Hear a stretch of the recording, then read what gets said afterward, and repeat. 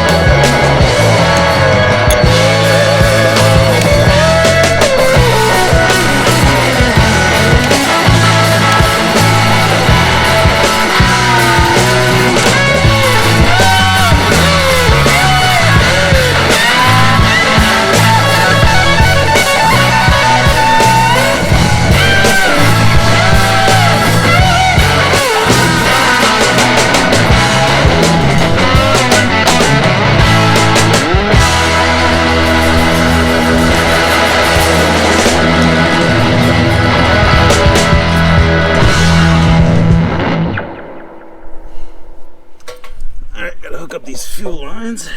This one in the back. There. This one up here. Alright, all that's left is to put in the battery and get some gas. But I think that's going to be a job for tomorrow. So we'll see you then.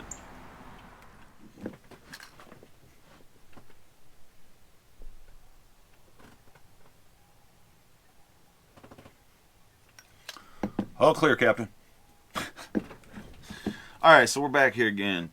I put the carbs in the bike and, gas started just pouring out of it. So, we got some things to figure out. I'll check the float heights, movement of the needle in the needle seat. And maybe adjust the tangs on these floats here. So, yeah, every year it's something new. I might have to clean up that channel that the float needle rides in as well. It might be hanging up. I don't know. So that's where we're at. That's what we're doing. Now also, I dropped these just a minute ago, put a nice dent in my table, but also bent these floats a little bit too. I bent them back, but still not ideal.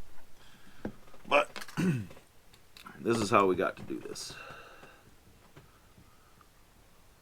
Because you want to be able to have your floats dangle free so you can see the free motion of it, and you can only really tell if, you know, they're right side up.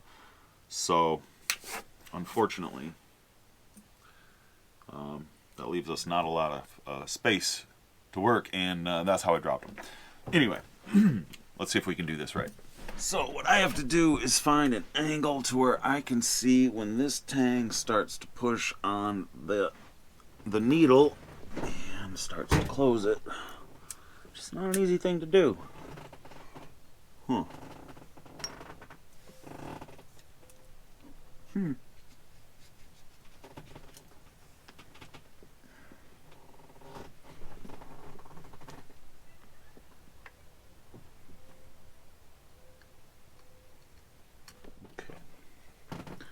Alright, I can see it from this angle. Way over here. Alright.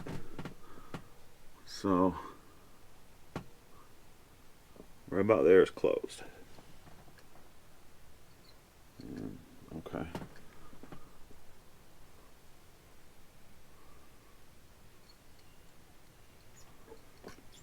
Okay.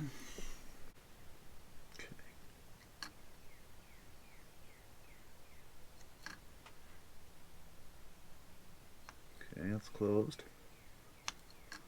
All right. I mean, so far it looks like these two right carbs are the needle's moving and closing.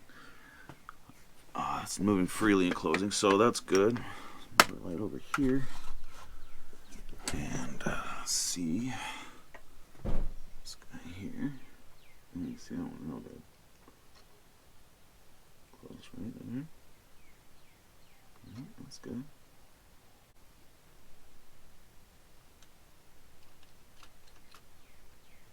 Okay.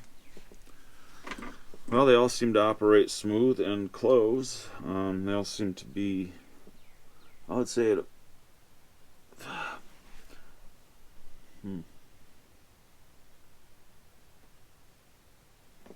think this tang needs to be bent down some. Actually.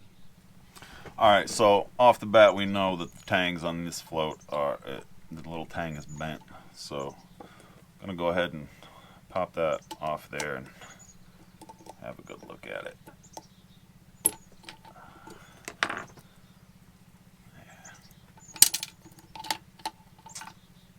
So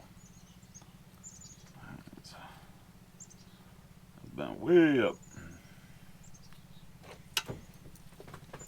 This little tang right there is what I'm talking about. It's bent too far this way, which means that it's plugging up, or it's stopping the fuel to this carb prematurely, which could be causing it to run very lean.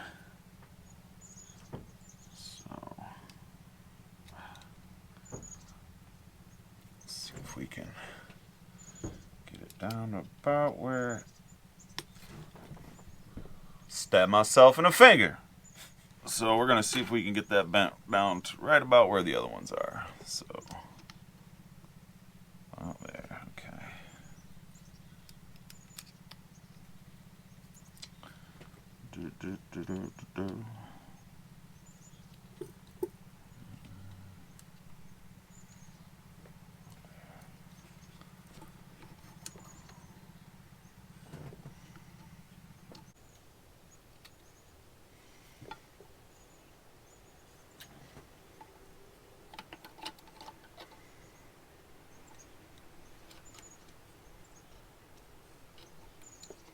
Looks pretty close.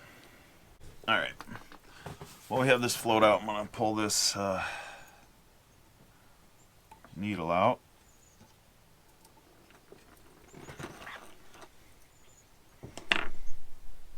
Needle looks good. I think it looks good.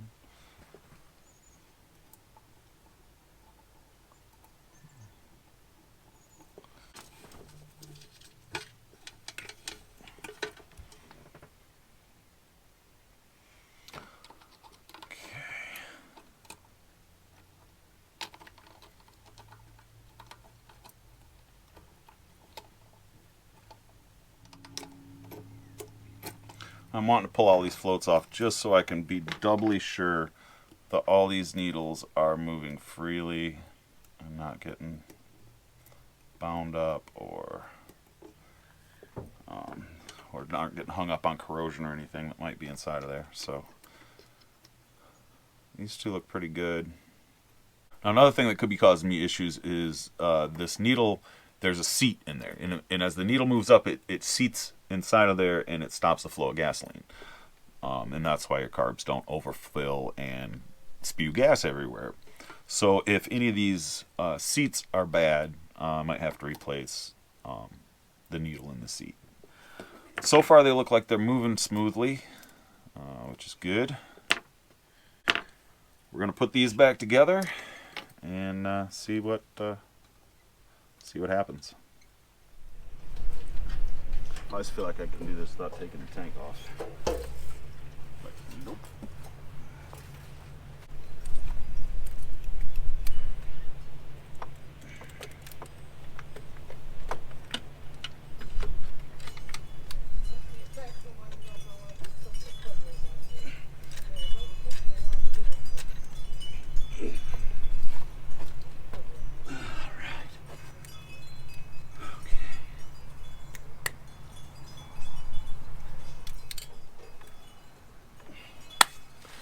All right, the moment of truth.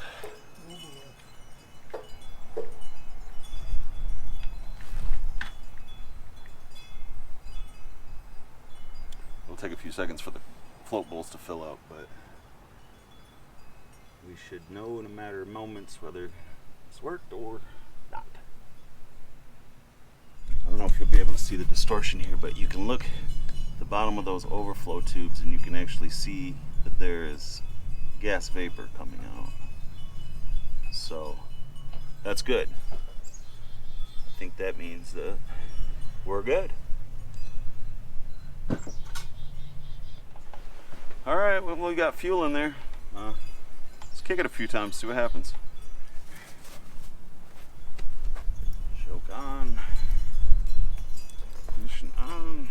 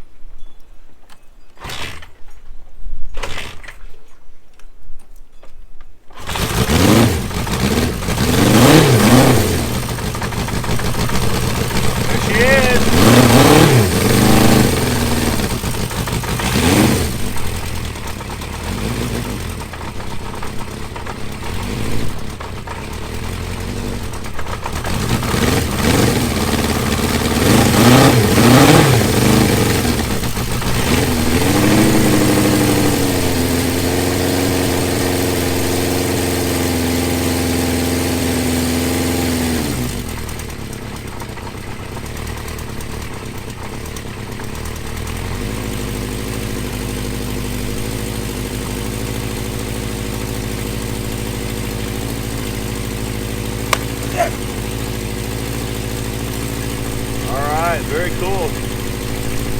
Let her warm up and see how she acts. Well, I'll tell you the funnest thing about making YouTube videos after I made close to 100 of them is the fact that you think you're filming something really, really cool, and then you pack everything up, and then you go to start editing the videos, and you realize that your camera died and you didn't film any of the cool stuff. So, yeah. But I got the carbs on the 550, got them all tuned in. It is running so good. It feels so nice right now. Just going for the little cruise that I did, it felt perfect. So, hate to do it, but I'm probably going to be selling this bike pretty soon. It is such a fun bike. I don't want to sell it, but I need to get a few things going, need to free up some cash, so she might be on the block soon. Anyway, this video is kind of anticlimactic without the without the riding footage, and it's annoying to me. So I guess we'll catch you next time and try to be a little more exciting. For now, though,